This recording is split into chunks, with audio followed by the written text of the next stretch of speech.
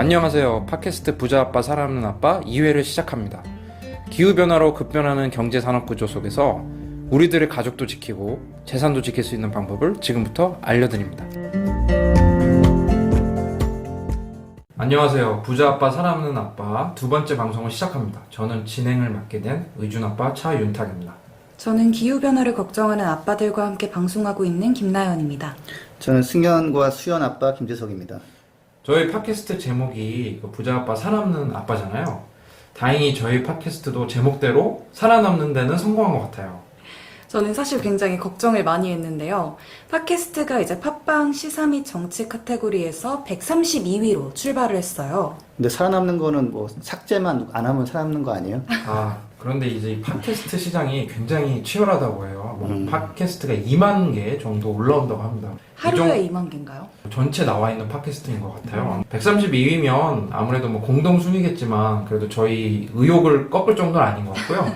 내부적으로도 재밌게 많이 들어주신 것 같고 또 댓글도 남겨주신 분들도 계셔서 저희 너무 감사하죠. 네, 뭐 저도 주변에 홍보를 좀 시작했는데 몇 편 좀 더 쌓이면 더 열심히 알려보려고요. 저희 이제 매주 이제 방송을 내보내는 게 목표로 우선 하고 있으니까요. 앞으로도 좀 많은 관심을 부탁드리겠습니다. 오늘은 지난 방송 때 그 승현 아버님이 소개를 해주셨던 보고서죠. 그 보고서를 조금 더 심층적으로 들여다보는 2회 특집 방송을 하도록 하겠습니다. 벌써 특집인가요? 네, 그렇습니다. 네, 사실 30년 뒤에는 대부분의 인류 문명이 파괴된다는 내용이었는데요.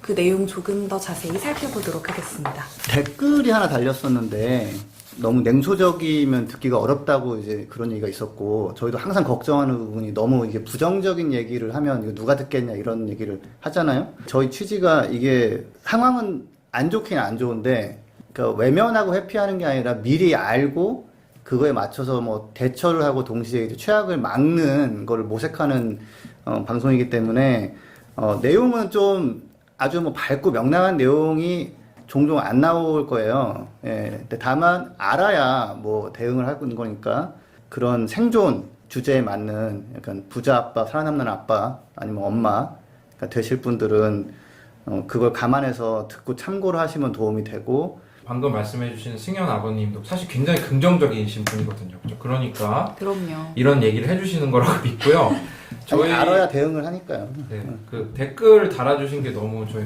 감사하고 앞으로 이제 대안을 말씀드리려고 하는 거라 좀 더 재밌게 들어주시면 좋겠고요. 그 댓글 달아주신 분 정말 다시 한번 감사의 말씀드립니다. 10번씩 보고 있습니다. 기사에서 2050년에 뭐 인류 문명 파괴 해놓고서 내용이 자세하지가 않은 거예요. 또 나연쌤이랑 윤탁쌤은 2050년 그러면 뭐 어떤 느낌이 드세요? 저는 솔직히 좀 멀게 느껴져요. 윤탁쌤 어떠세요? 저는 그 많이 멀게 안 느껴지는 게요. 저도 이제 옛날 영화를 다시 보기 시작했는데 주라기 공원 같은 영화 나온 게 25년 정도 전이었나? 근데 저한테 엄청난 과거라고 생각이 들지가 않거든요. 계속 리메이크가 돼서 그런 거 같아요.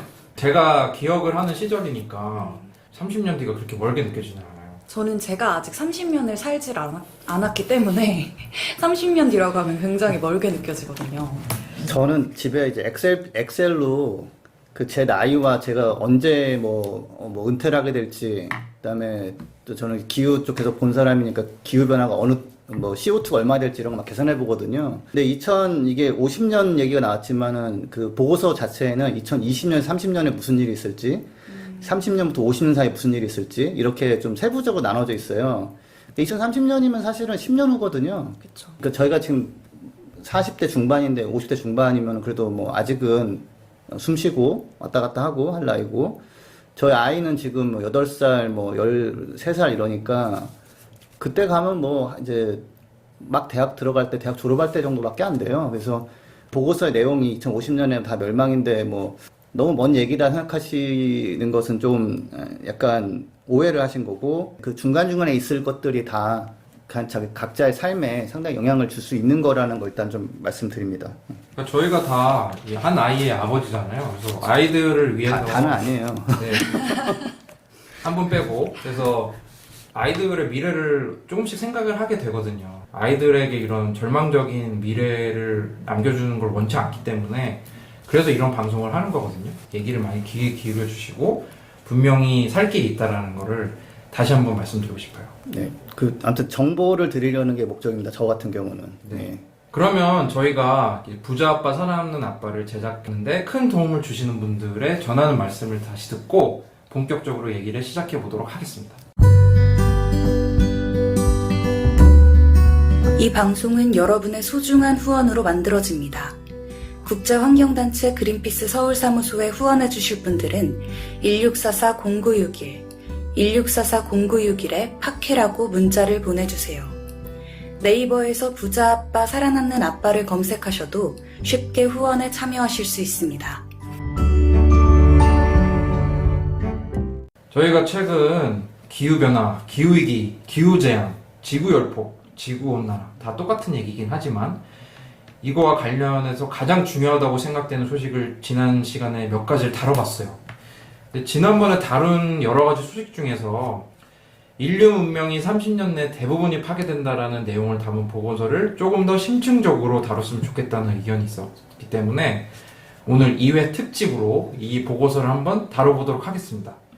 네, 저희 그때 얘기했던 보고서가 호주에서 만들어서 그런지 보고서 쓴 곳도 영어로 돼 있고 보고서 제목도 영어예요. 한번 이거 아이비리그 출신이신 수연 아버님께서 좀 얘기를 해주시면 좋겠어요. 뭐 쓸모없는 또 학교는 왜 밝히십니까? 도움도 안 되는데.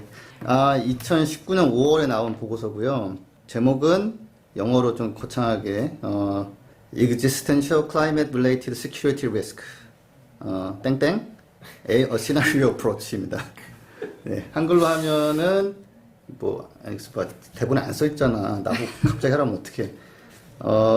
존재적인 안보 위협, 기후와 연관된 존재적인 안보 위협에 대한 시나리오적 접근 이렇게 되겠습니다. 그러니까 어떤 식으로 기후변화가 우리의 문명 자체를 완전히 파괴할 수 있는지를 시나리오로 접근해서 보여주겠다는 그런 보고서예요. 이게 좀 더 와닿죠. 이렇게 스토리가 있어지니까 사실 이런 접근을 하는 이유 중에 하나가 그냥 기계적으로 몇 년도에 몇 도 상승 이렇게 해버리면 아무 느낌도 없고 그림이 그려지지가 않는 거예요. 그래서 그런 걸 깨보려고 시나리오적으로 만든 거고 좋은 보고서입니다. 그래서 영어 발음 굉장히 기대를 했는데 좋았는데 땡땡이 나와가지고 이 작성한 것도 한번 영어로 한번 읽어주시고 제가 그리고 당연히 이제 바로 직역이 되실 줄 알고 제가 대본에 안 썼는데 이번에 한번 그 작성한 곳 이름도 한번 읽어주세요. 이게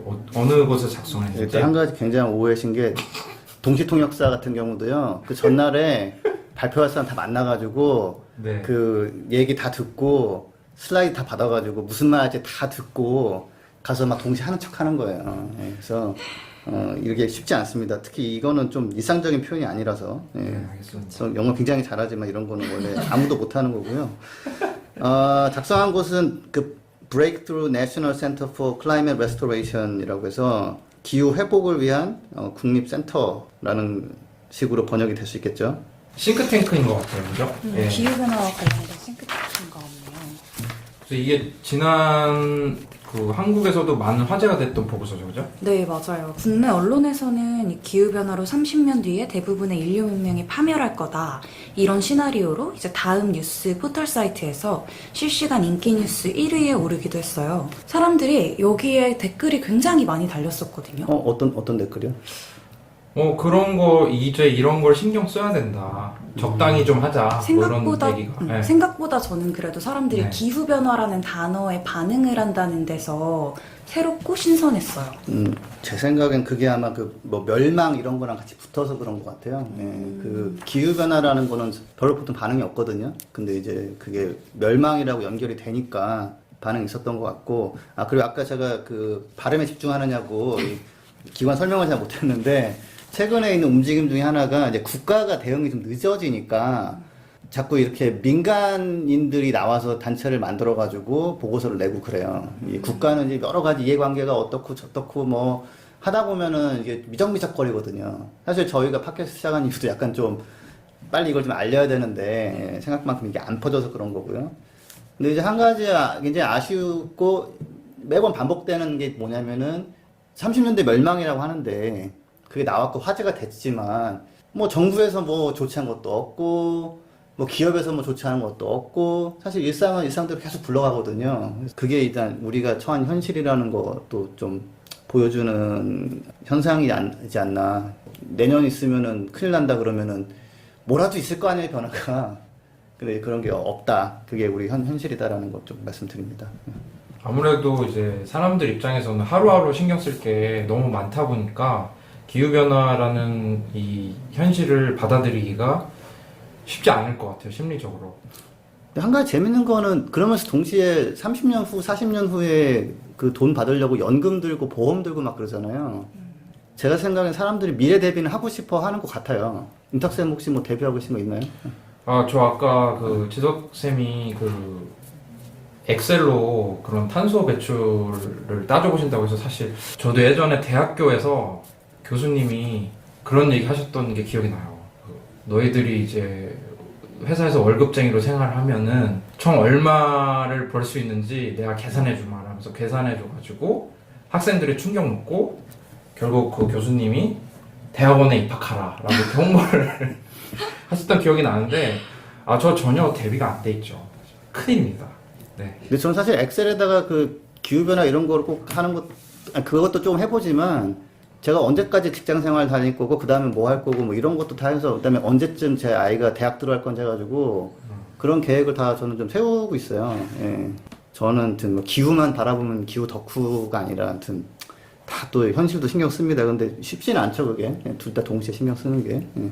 그러면 아까 이 보고서 같은 경우에는 굉장히 현실을 좀 반영한 보고서라고 볼 수 있잖아요. 굉장히 현실적입니다. 그렇죠. 예. 근데 혹시 이 보고서 말고도 또 저희가 참고할 만한 보고서가 있을까요?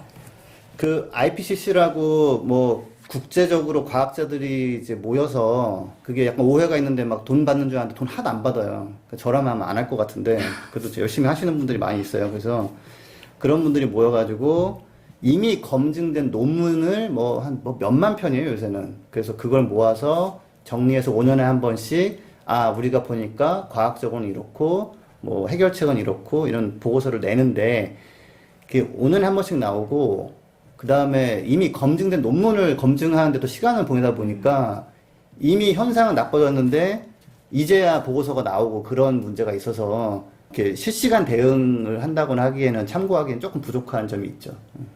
또 지난 보고서에서 이제 많이 화제가 된 게 이 보고서에 참여했던 지필진들이 많이 화제가 됐어요. 그래서 온실가스와 이제 미세먼지 주범으로 꼽히죠. 이제 석탄을 파는데 앞장섰던 이제 호주 석탄협회 전 회장이 이 보고서를 작성을 했어요. 네, 이 보고서 서문을 작성해주신 분도 독특한데요. 전직 군인이에요. 크리스 벨이라고 호주 왕립 해군 제독을 지냈던 사람이고요. Chief of the Defense Force, 즉 호주 국방 참모총장까지 역임했던 사람입니다. 그러니까 이분이 우리나라로 따지면은 별이 4개이신 분인. 그러니까 별이 4개라면은 이제 우리나라로 따지면은 국방 참모총장이라는 자리가 합동 참모의장이라는 자리죠. 그래서 사실 이제 군수통자는 보통 이제 뭐 대통령, 뭐 총리 이렇지만 뭐 직업 군인으로서는 넘버원. 그러니까 직업 군인 만렙을 찍으셨던 분이 기후변화 보고서 서문을 직접 써주셨어요. 그래서 어떤 내용이었나요? 서문요? 네네.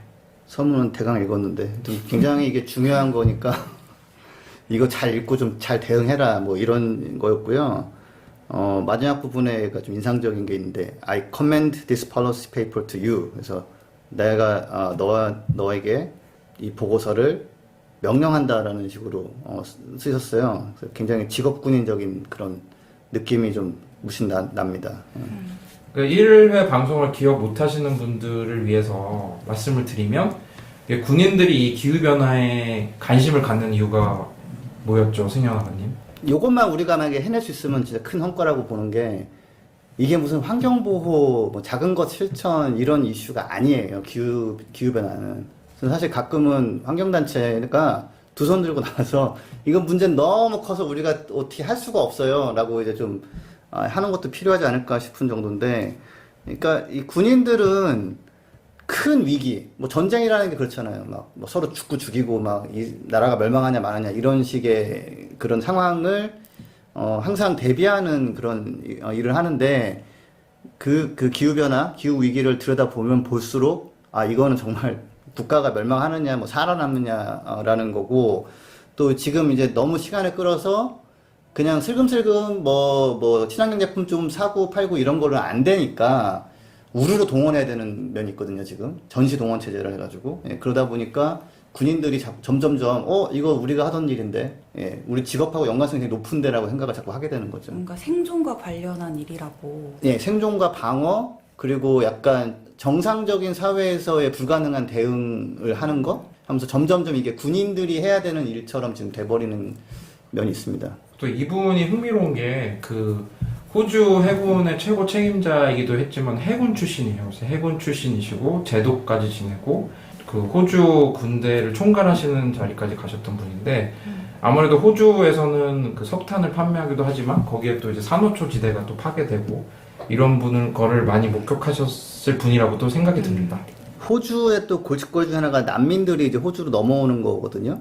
그 인도적인 차원에서는 골칫거리라고 하면 좀 그런데 그 호주의 군인들 입장에서는 그 약간 국경 통제라든지 이런 거 걸려 있는 거라서 아마 그런 부분도 많이 보셨을 거고 이분은 그 해군 항만 이런 데가 자꾸 바닷물이 올라오면서 기능을 조금 저하되거나 뭐 침수되는 경우가 있어요. 특히 미국 그 미 해군 같은 경우는 그 사실 미국 해군 출신 분들 중에서도 그 기후 위기 대응이 필요하다고 목소리 높이시는 분들이 있습니다. 해군들이 좀 이렇게 서로 통하는 경우가 있더라고요.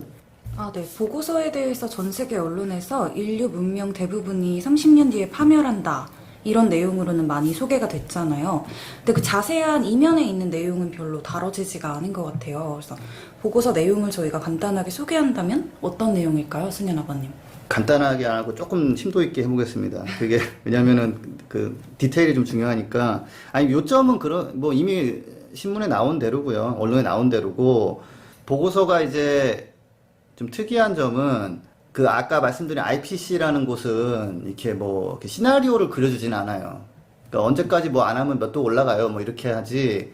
그럴 때 되면은 뭐 사람들이 막 서로 싸우기 시작해가지고 뭐 전쟁이 나고 이런 얘기는 안 하거든요. 근데 이제 보고서는 그런 부분을 좀 이렇게 넣은 게 특징적인 거고, 일단 제일 문제로 삼고 있는 부분은 이제 식량 생산이 제대로 안 될 수 있다라는 거죠. 이제 우리가 너무 더우면 이제 에어컨 쐬러 들어가잖아요, 건물로. 근데 식량들은 그렇게 할 수가 없거든요.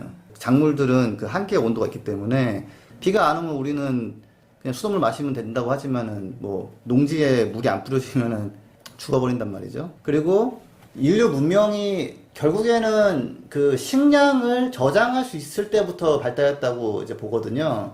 예, 겨울을 날 수 있고 약간 여유가 있으면서 다른 거를 자꾸 막 해볼 수 있고. 예, 그래서 이대로 가면 지구 기후가 회복 불가능한 그냥 일단 찜통처럼 더워지고 거기서 다시 돌아갈 수 없는 상태가 되니까 그거를 그렇게 된다라는 게 보고서 내용입니다. 그래서 자체는 되게 좀 우울한 내용이죠. 예. 이 시나리오를 연도별로 작성을 했을 텐데 그 우선은 바로 내년이죠. 2020년부터 2030년까지는 이제 무슨 일이 벌어진다고 이 보고서는 예측을 하고 있나요? 네, 저도 이렇게 믿고 싶진 않지만 사실은 꽤 믿을 수밖에 없는 시나리오인데 지금부터 빨리빨리 줄여야 되고 이런 보고서가 나왔지만 이 보고서에서 보는 시나리오는 그냥 미적미적 계속 CO2 배출하고 계속 뭐 차, 뭐 비행기, 석탄 발전소 계속 돌아가고 2030년에는 지금 415 정도 되는 CO2가 437이 되고 온도 상승이 지금 1도 정도인데 1.6도까지 올라간다. 결국은 이제 비상사태처럼 대응해야 되는데 미적지근한 대응에 그칠 거라고 시나리오는 봤는데요. 이제 이런 얘기 나오면은 어떠세요? 이럴까요, 우리가? 이럴 것 같으세요? 아닐 것 같으세요? 우선은 조금 내용의 보충 설명이 좀 필요할 것 같아요. 1.5도 오른다는 게 어떤 의미인지. 뭐 산호초는 한 8, 90% 죽고요. 네. 여기저기서 이제 물 부족, 뭐 식량 자원 부족 다 되는 거고, 그 다음에 임계점이 있어요. 2도 이상 넘어가면 통제 불능이라고 얘기 보통 하는데 이제 거기에 더 가까이 다가가는 거죠. 그러니까 이제 저희가 이제 IPCC나 이런 국제기구에서 얘기를 한 게 1.5도 상승이라는 뜻을 설명을 좀 드리면 우리가 산업화 이후에 꾸준히 그 이산화탄소 배출량이 늘어나면서 지구 온도가 상승을 하고 있는데 이 상승폭이 1.5도, 아까 승현 아버님 말씀하신 것처럼 2도 이상 올라가면은 아주 안 좋고, 그리고 우리가 그래도 올라가면 어쨌든 안 좋은 건데 합의를 한 게 1.5도 이하로 올라가는 게 그나마 낫다, 이렇게 합의를 한 건가요? 그러니까 2도보다 1.5도가 낫다. 예, 뭐 그 정도고. 근데 이게 1.5도, 2도에서 아니 느낌이 어떠세요? 예, 아까 제가 1.6도 올라간다, 뭐 CO2 437 ppm. 나연쌤 어떠세요? 사실 온도가 10년 만에 이렇게 올라간다는 것도 되게 큰 거잖아요. 생태계 변화가 너무 클 텐데 지금 저희가 생각하기로는 뭔가 대응이 빠르지 않은 것 같고 좀 미적지근한 것 같고 사실 그 10년 안에도 뭔가 급격하게 빠르게 대응을 할 것 같아 보이진 않아요. 전에 1.5도를 올라간다는 게 큰 와닿지가 않아요. 우리 거실에서 에어컨 온도 조절할 때 정도 느낌이고, 사실 1.5도가 올라간다면 얼마나 많은 변화가 있을까. 그런 거에 사실 일반인 입장에서는 1.5도 올라가는 게 큰 건가? 막 그런 생각이 들긴 하죠. 그래서 그 보고서에서는 1.5도 올라갔을 때, 6도 올라갈 때 그런 뭐 임팩트를 다루는 것보다는 그냥 일단 그거에 집중하는 거예요. 미적미적거리면서 CO2 감소 제대로 못할 거다. 정말 좀 심한 신빙성이 있는 게 우리가 이미 지난 20, 30년을 그렇게 보냈거든요. 교토협약, 뭐 파리협약 이랬지만 얼마 전에 뉴스에 나왔지만은 CO2가 더 늘었다. 이거는 제가 봤을 때는 충분히 가능한 시나리오다. 안타깝지만. 예. 그러니까 이산화탄소 배출이 늘어나면 온도가 상승한다는 거는 이제 이거와 관련된 논문은 너무 많이 나온 거고 기정사실이죠, 사실은. 근데 미적미적거리는 와중에서도 노력은 좀 있을 거니까 그때 이제 저 항상 솔루션도 얘기해야 될 거 아니에요? 태양광이나 풍력이나 뭐 전기차 보급 뭐 이런 것들에 나름대로 좀 불이 붙기는 할 거예요. 다만 그런 걸 하면서 나머지 것들을 줄여야 되는데 나머지 것들은 잘 안 줄이면서 재생에너지나 뭐 전기차를 좀 이렇게 대체하는 노력이 그냥 충분치 않게 이루어질 거라고 지금 보는 게 이 보고서 내용입니다. 일단 30년까지는. 예. 그리고 아까 저희 2020년에서 2030년 다음이 2030년에서 2050년에 대해서 지금 보고서가 다루고 있다고 했는데 조금 더 궁금한 게 진짜 일반인들의 일상생활에 어떤 영향이 있는지 그런 내용도 같이 담겨 있나요? 이게 이제 전 지구의 운명을 다루다 보니까 특히 2030년까지는 별로 큰 임팩트에 대한 내용이 없어요. 지금도 사실 인도에서 사람들 죽거든요. 50도가 넘어가고 그래가지고 작년에 있었던 폭염 같은 경우 우리나라에 뭐 충분히 올 수 있고요. 뭐 수온 상승으로 인한 피해라든지 이런 것들, 뭐 양어장 피해라든지 이런 건 계속 있을 거고 매년 뭐 닭들이 몇백만 마리씩 더 죽거든요. 그 계속 있을 거고 좀 더 심해지겠죠. 근데 여기 보고서의 관점에서는 뭐 그 정도 피해가 있는 것 정도는 뭐 크게 다룰 건수도 안 된다. 예. 물론 겪는 사람들은 고통스럽겠지만 이제 그 이후부터가 이제 점점 이제 그 할리우드 재난 영화식으로 전개가 됩니다. 모르시는 분들도 있으시겠지만 이렇게 생각하시는 분도 있을 것 같아요. 아니 계속 더워질수록 계속 에어컨을 더 틀면 되는 거 아니냐라고 생각하시는 분들이 있을 수도 있을 것 같은데 왜 그러면 에어컨을 계속 틀면 왜 안 되는지. 근데 틀어야 돼요. 근데 왜냐면은 순간은 또 모면해야 되니까. 예, 그 순간을 못 넘기면은 죽거든요. 근데 에어컨을 트는 전기가 어디서 오죠? 어디서 올까요? 화석연료에서 오겠죠? 그거는 다 다르죠. 국가마다 아니면 그렇죠. 지역마다. 우리나라 같은 경우에는 우리나라 같은 경우 석탄 비중이 높죠. 원자력 비중 몇 높게 퍼센트 되고 정도 차지하나요? 한 40% 좀 넘죠. 석탄이. 원자력이 한 30% 되나요? 20 몇 프로? 재생에너지가 한 2, 3%. 탄소 배출이 적게 되는 에너지로 발전을 한다면 사실 에어컨을 틀다고 해서 그 기후변화 가속화되는 건 아니잖아요. 그죠? 재생에너지 위주로 하면은 영향이 굉장히 줄어들죠. 그런데 이제 재생에너지로 전환이 안 된 상태에서 이제 더위를 피하기 위해서 에어컨을 계속 틀고. 그럼 이제 악순환에 이제 그렇죠. 예, 되먹임으로 들어가는 거죠. 그 자연이 이제 1.5도에서 2도 정도 상승을 하다가 이거를 임계점이라는 게 있을 거 아니에요. 이게 더 심해지면 어떤 좀 재앙들이 온다고 이 보고서는 대답했나요? 2030년부터 2050년에 있을 일을 이제 정리한 게 있는데요. 저자의 관점은 기후 문제가 더 심해져서 이제 나름 열심히 줄이기 시작한다. 이제 그때까지 가면 이제 더 이상은 이제 이거는 뭐 못하겠다는 얘기 안 하겠다는 거죠. 이제 근데 엄청 줄이기 시작하는데 약간 늦었어요. 그래서 배출 강도 기준으로 80% 줄이고 했지만 2050년은 결국 한 2.4도 정도 올라가고 이쯤 되면은 이제 자연계 시스템에서 알아서 자기가 또 이제 셀프로 올라가기 시작하는 게 이제 발동이 걸리거든요. 예를 들어서 북극 얼음이 녹아가지고 빛 반사가 줄어들어서 올라간다거나 뭐 시베리아가 녹으면서 거기서 그 미생물이 활동하기 시작하면서 CO2 메탄이 나온다거나 그래서 0.6도가 추가로 올라갈 수 있다라고 봐서 2050년 되면 이제 우리가 임계점이라고 얘기하는 2도 그 지금은 이제 1.5도가 훨씬 더 안전하다고 하고 있는데 그거의 두 배 이상 올라가는 한 3도에서 4도까지 지금 올라갈 가능성이 있다라고 보고 있습니다. 이제 과학은 확률이기 때문에 100%라는 건 아니에요. 이런 시나리오가 가능하다라는 거니까.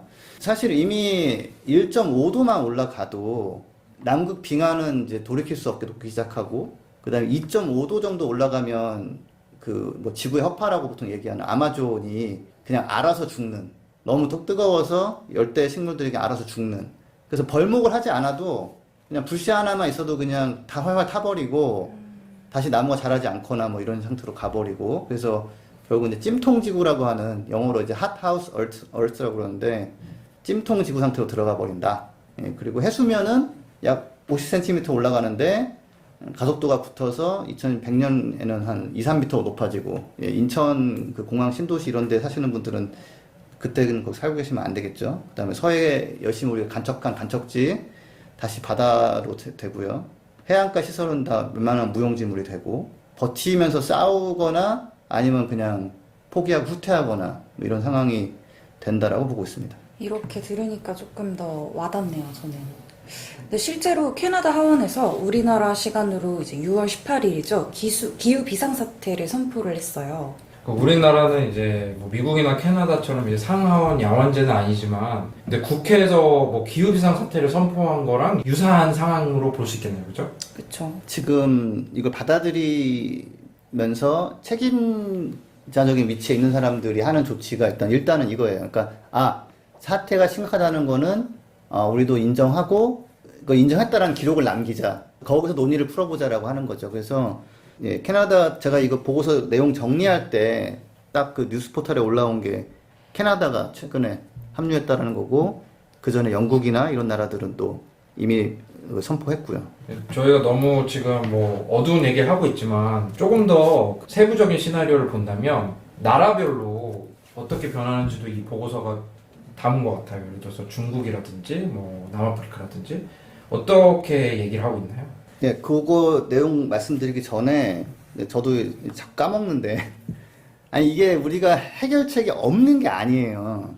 솔루션이 있어요. 재생에너지로 바꾸고 태양광 풍력 위주고 전기차로 좀 전환하고, 당장 꼭 생존에 필요하지 않은 불필요한 활동이나 소비를 좀 줄이고, 이런 솔루션이 있어요. 있는데 그게 지금 적용이 안 되고 있으니까 이런 시나리오가 나온다는 거 한번 제가 상기를 드리고 다시 보고서 내용으로 들어가겠습니다. 일단 보고서가 저자가 보고 있는 건 35% 정도, 육지의 35% 정도가 인간 생존이 불가능한 폭염이 20일 이상 지속될 수 있다. 그래서 아까 그 말씀하신 에어컨이 있으면 일단 그 시기 넘기면 되니까 모면할 수 있지만, 에어컨 가동 석탄을 쓴다든지 그러면 이제 문제는 더 심해지고요. 순간은 넘기지만 이제 문제는 더 심해지는 거고, 그런 지역에 있어서 지금 보면은 뭐 보통 중국의 북경이나 일본도 들어가고요. 뭐 인도 당연히 들어가고, 보통 북경, 우리나라는 따로 분석을 안 하는데 북경이 들어가면 우리나라도 들어간다고 보시면 대충 맞습니다. 그리고 더 큰 문제 중에 하나가 이제 장마전선이라는 것도 그냥 항상 있는 게 아니라 어떤 기후 조건이 맞아서 생기는 거거든요. 이제 장마전선이 생기는 기후 조건이 사라지면서 장마가 안 오는데, 우리는 보통 비 오면은 날씨가 어떻다고 그러죠? 우울하다? 비 오는 거 별로 안 좋아하잖아요. 네. 근데 비 안 오면 큰일 납니다, 진짜. 그래서 장마가 이제 안 올 수 있다. 그리고 히말라야 빙하가 한 70% 사라지고, 그 다음에 그 사막화가 진행되는데 그건 남아프리카, 남지중해, 서아시아, 중동, 호주 내륙, 미국 남서부, 예, 이쪽이 사막화가 심하게 진행되기 때문에, 참고로 이제 거기 부동산 투자 이런 거 조심하시고요. 그 다음에 냉방시설 보급이 안 된다라는, 버티지 못한다라고 보고 있습니다. 그러니까 이거를 보면서 이게 참 심각한 얘기인데 제가 한 가지 떠오르는 게 그냥 에어컨 틀고 어떻게 될 거라고 생각하실 수도 있긴 한데 아프리카에서 그 아이스크림 사업을 하시는 분을 만난 적이 있어요. 더우니까 아이스크림이 잘 팔릴 것이다 라고 생각해서 들어왔는데 물류에서 어려움을 겪고 그 발전이나 냉장고 같은 시설을 갖춰야 되잖아요. 근데 냉장고 시설을 갖추기가 너무 어려운 거예요. 냉방이나 이런 거도 결국에는 다 연관이 돼 있는 거예요. 이게 뭔가 에어컨을 튼다는 것도 결국에는 에어컨을 쓰는 전기가 다른 발전에서 오는 거고 그 발전을 계속 하다 보면은 이산화탄소 양이 늘어나고 그래서 아까 승현 아버님이 말씀하셨지만 해결책 분명히 있거든요. 재생 가능 에너지처럼 그 탄소 배출을 줄이는 방식으로 전기를 생산하면은 벗어날 수 있거든요. 그러니까 이게 되게 좀 비정한 면이 있는데 그 왜 화성 뭐 그 마스인가 그 영화 혹시 보셨나요? 그 맷 데이먼 나오고. 네, 저희 OCN에서 띄엄띄엄 봤습니다. 그러니까 거기가 이제 그 캠프 그 친거 내부에서는 살 수 있지만 밖에 나가면 못 사는 환경이잖아요. 그러니까 원래는 화성이 밖에서 생존이 어렵고 그래서 시설이 필요한 거였는데 이제는 우리나라가 이제는 어떻게 보면 화성화 되는 거예요. 일부 화성화. 일정 기간 동안. 예, 그래서 예전에는 뭐 에어컨 없이나 버틸 수 있어. 뭐 선풍기로면 충분히 여름 날 수 있어. 수박만 있으면 되고 이런 게 진짜 가능했어요. 이제는 그렇지가 않거든요. 그래서 재생 에너지와 에어컨은 같은 경우는 조합은 이제 생존에 필수적인 게 돼버리기 때문에 앞으로 이런 업종은 좀 잘 되겠죠. 근데 굉장히 불행한 케이스는 석탄 발전과 에어컨이 함께 가는 거죠. 예, 필요한데 쓰면 쓸수록 상황은 더 빠르게 악화되는. 예, 그래서 아무튼 이런 정보, 이런 보고서의 시나리오를 앞으로 그럼 이런 업종은 될 수밖에 없겠네. 그런 걸 볼 수 있다는 겁니다. 이게 투자하고 뭐 이런 사람들은 그런 걸 보거든요. 그래서 예, 이렇게 인간 생존이 국가에서 생존이 불가능한 상황에서 에어컨 쓰지 마십시오라고 운동 못 하는 거예요. 예, 그거는 괜찮을 때 할 수 있는 얘기고. 예, 좀 더 이제 보고서 내용을 더 이제 디테일하게 들어가자면, 그러니까 치명적인 폭염이 서아프리카, 남아프리카, 중동, 동남아시아에 연간 100일 이상 지속된다. 약 10억 명의 사람들이 해당 지역을 떠나 생존 가능한 지역으로 이동한다. 그래서 난민화된다. 그리고 아열대 지역이 메말라 버리며 농사 불가능해진다. 아까 말씀하신 것처럼 사업 얘기를 들었는데 치안 이런 쪽 사업도 많이 발달할 수밖에 없을 것 같아요. 왜냐면은 갈등이 계속 생겨나고 아까 말씀하신 것 중에 해변가나 이런 데가 이제 많이 땅이 줄어들고 되잖아요. 그럼 이주나 이런 것도 이슈가 될 수 있고 쉽게 사람들이 그 오래 정착한 곳을 쉽게 떠나지 못하거든요. 거기서 오는 갈등이나 이런 점들이 많이 문제가 될 것 같습니다. 농사가 잘 안 된다는 거 말씀하셨는데 사실 제 주변에서 어떤 분이 이런 얘기를 하셨어요. 그래서 기후변화로 인해서 망고 같은 거 많이 생긴다던데 망고 따뜻해지니까 많이 망고가 엄청 많이 열린다는 거 좋은 거 아니냐. 기후위기 문제를 예전에 약간 잘못된 홍보 문제도 있고요. 그 뭐 사과 주산지가 북상한다. 그러면 사실 뭐 북상하면 되는 그 말이잖아요. 항상 마트 가면은 사과 있잖아요. 그래서 신경을 못 쓰는데 뭐랄까 흥미 위주로 접근하다 보니까 요번에도 보니까 필리핀에서 망고가 되게 많이 나왔다고. 예, 일시적으로 더워지면서 상황이 좋아져서 특정 지역에 뭐가 더 잘 될 수도 있어요. 필리핀에서 망고 날 때 인도는 사람 죽었거든요.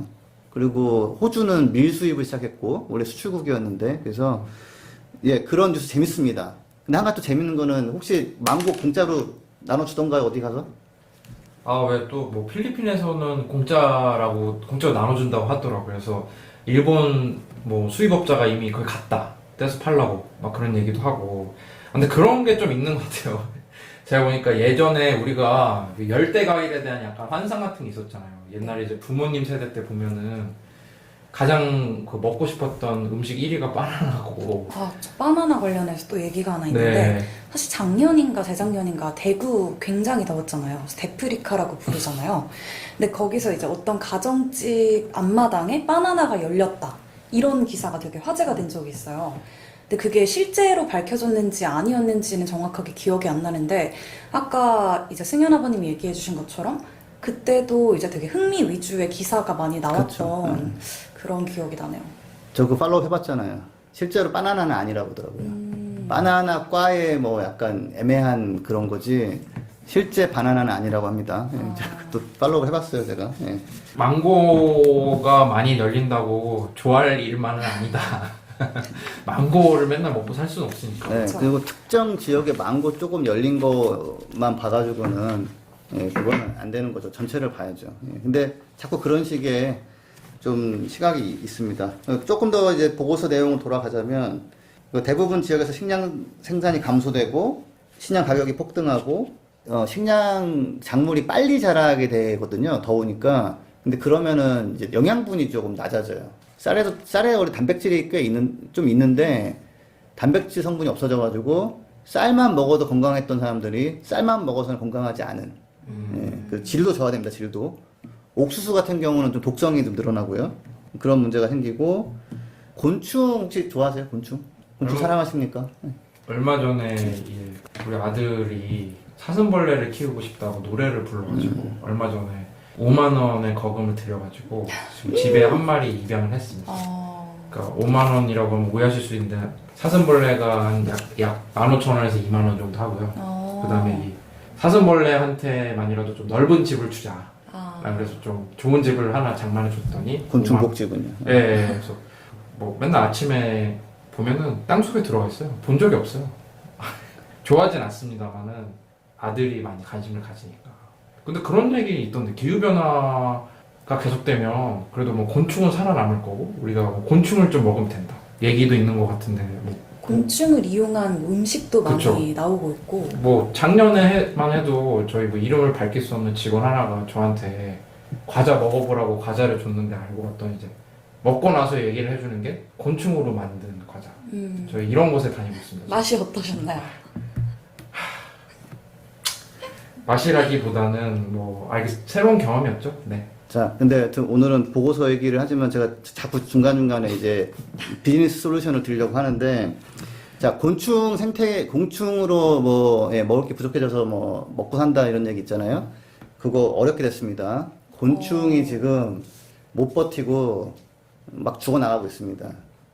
곤충이 사실 생태계의 굉장히 근간이거든요. 우리가 뭐, 새소리가 좋네, 뭐, 좋아하잖아요. 새는 그래도 좀 예쁘잖아요. 새들이 곤충 많이 먹거든요.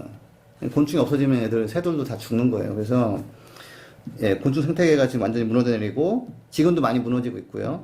그 다음에 사막화 더 심해지고, 그 다음에 장마가, 예, 자꾸 안 오면서 물 부족은 더 심해지고, 또 추가로 이제 보고서에서는 언급 안 한 내용이지만, 이제 지하수가 많이 고갈이 돼가지고, 한동안 지하수로 퍼서 이제 여기저기 도시도 만들고 했는데, 이게 또 없어지면서 더 힘들어지는 그런 상황으로 된다라는. 진짜 아까 그 곤충 말씀하셨는데 사실 사슴벌레를 5만 원 주고 쓰면서 물어봤거든요. 사면서 왜 이렇게 비싸요? 이랬더니 그 파시는 분이 하는 말씀이 옛날에는 이런 거를 그냥 뒷산에 가면 널린 게 사슴벌레 잠수 풍뎅이었다는 거예요. 그래서 근데 지금은 이거를 이제 사고 파는 세상이 좀 된 거죠. 그래서 아까 지하수 말씀도 하셨는데 섬에 사시는 분들은 이게 섬에 물에 잠기는 거 말고도 지하수로 또 많은 어려움이 있을 수 있다고 편집을 많이 해야겠네요. 있을 수도 있다면서요. 네. 예, 그러니까 이게 어쩌다 보면 지금 사실 기후 쪽에 보험사들하고 무슨 부동산 업체들이 관심이 많아요. 앞으로 이제 피해볼 수 있는 지역 피해야 되니까. 작은 섬은 생존이 불가능하게 된다라고 내용이 있습니다. 그게 왜 그러냐면 일단 섬 자체가 물에 잠길 수도 있지만 섬이 완전히 물에 안 잠기더라도 거기 있는 그 민물이 나오는 지하수원이 있어야 되거든요. 생존을 하려면. 바닷물이 자꾸 상승하고 압력이 늘어나면서 자꾸 소금물이 침투를 하는 거예요. 민물이었던 우물이 짠물로 바뀌고 짠물이 침투하면서 야자순이 뭐 다 죽어버린단 말이에요. 야자순 좀 버티겠지만 다른 나무들이 다 죽는 거죠. 그래서 예, 그런 문제가 생기기 때문에 혹시라도 누가 지인이 작은 섬을 보여주면서 완전 파라다이스 막 모습인데 사서 뭐 투자하라고 그러면 피하십시오. 예, 이거 민물이 사라집니다. 그 다음에 좀 더 넓은 지역을 얘기하자면 그 예전에 초등학교 때 이럴 때 배우는 거죠. 메콩강 유역, 뭐 겐지스강, 나일강 삼각지가 물에 잠긴다. 심플하게. 그 다음에 첸나이, 뭄바이, 자카르타. 참고 자카르타는 최근에 수도 이전을 결정했습니다. 기후변화 포함해서 감안해서. 광저우, 텐진, 홍콩, 호치민시티, 상하이, 라고스, 방콕, 마닐라 지역이 물에 잠긴다. 마닐라의 많은 지역이 전부 다는 아니고요. 이쪽으로 이제 부동산 투자하시는 분들은 빨리 이제 딴 데로 옮기셔야 된다라는 조언을 드립니다. 예. 어디로 옮기면 좋을까요? 그거는 이제 유료 콘텐츠니까 나중에 예, 저희 그린피스 연락하시면 예, 저를 찾아주세요. 김주석입니다. 예. 네, 알겠습니다. 아까 난민 말씀해주셨는데 이 기후난민이라는 또 소외계층이 생겨난다고. 사실 네. 지금도 많이 있어요. 예. 그러니까 기후변화 때문에 이제 그 살던 곳이 많이 망가져서 이주를 할 수밖에 없었던 분들, 그분들이 이 보고서에는 얼마 정도 된다고 예측을. 예, 아까 이제 10억 명 정도 예상이 돼 있고, 그 다음에 이제 뭐 방글라데시 같은 경우는 따로 떼서 얘기를 했는데, 그 국토의 한 10%가 물에 잠기면서 1,500만 명이 난민화된다. 라고 보고 있습니다. 이런 면에서 이제 인류 문명이 2050년에 대부분 파괴된다라는 보고서가 나온 거거든요. 이제 뭐 저희는 뉴스만 보고 약간 자극적으로 받아들였는데 자세히 보니까 섬뜩한 면도 있기도 하고 걱정이 많이 되네요. 그러네요. 저희가 사실 뭐 이런 보고서 내용을 말씀드리면서 아무래도 좀 어두운 얘기를 일부 하게 됐지만 정말 계속 말씀드렸던 것처럼 재생 가능 에너지, 특히 풍력이나 태양광 그리고 전기차로의 빠른 변환, 이런 솔루션이 빠르게 진행이 되면 이런 시나리오도 막을 수 있는 거죠.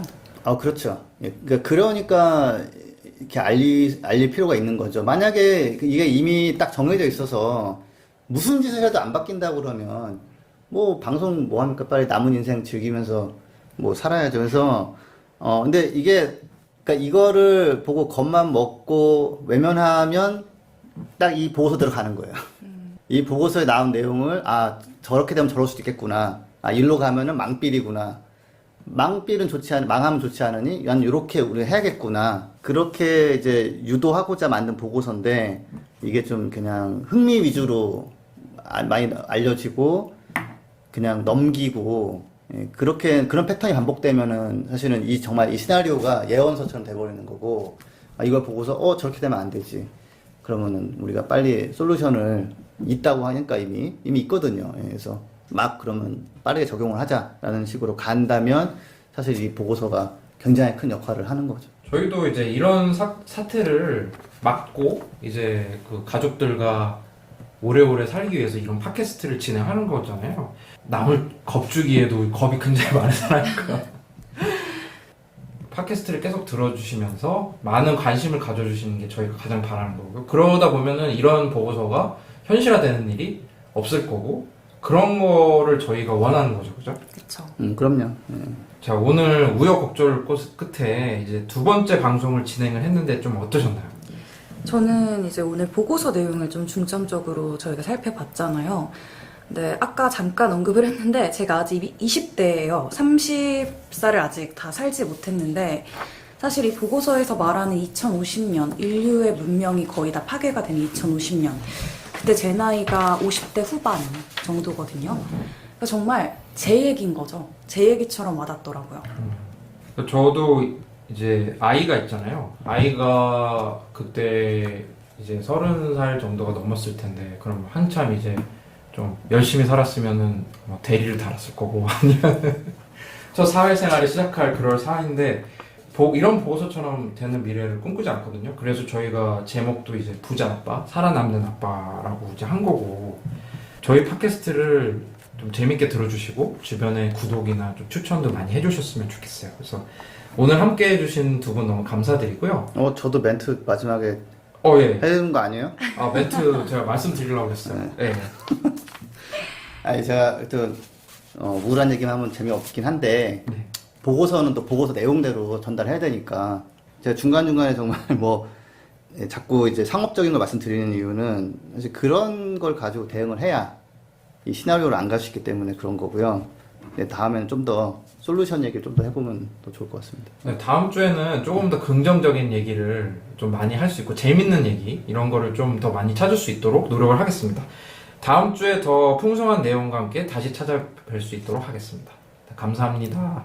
감사합니다. 다시 감사합니다 해서 하셨는데. 예, 편집이 될 거긴 한데 네. 감사합니다.